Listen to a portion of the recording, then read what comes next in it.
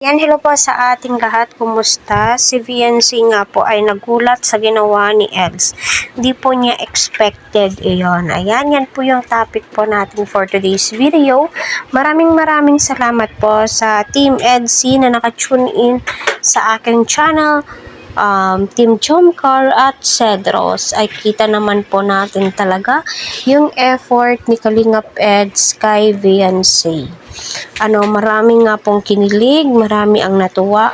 My God, di po expected ng mga supporters na yun ang gagawing hakbang ni Kalingap Eds, no? So, yun, alam naman po natin lahat kung ano po yung minimin ko.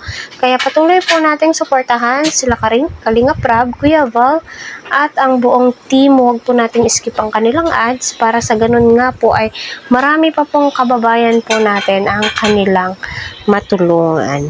'Di ba? So, kita naman po natin sa interview ni Kalingap Rab na 1 oras mahigit si Kalingap Eds na nag-aabang kay VNC dahil nga po nagpa-breeze nga po ito. Kita naman po natin na sinabi o narinig po natin na sinabi ni VNC na di po niya expected, no? Yung hiling niya lang sana ay bahay, pero sobra-sobra po yung binigay sa kanya ng mga sponsor. Yes, deserve mo yan, VNC.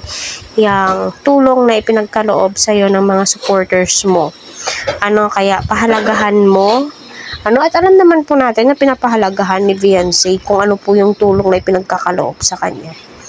At kita naman po natin, at excited na po akong makita yung kakalabasan ng pagpa-brace ni VNC. So, ilang weeks kaya yan, no? Mangangayayat itong si VNC kasi braces po yan eh.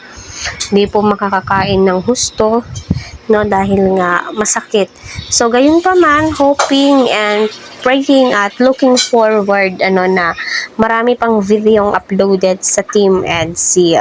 So, para sa akin, congrats VNC dahil nga sa wakas pinakilala ka na sa nanay ni Eds.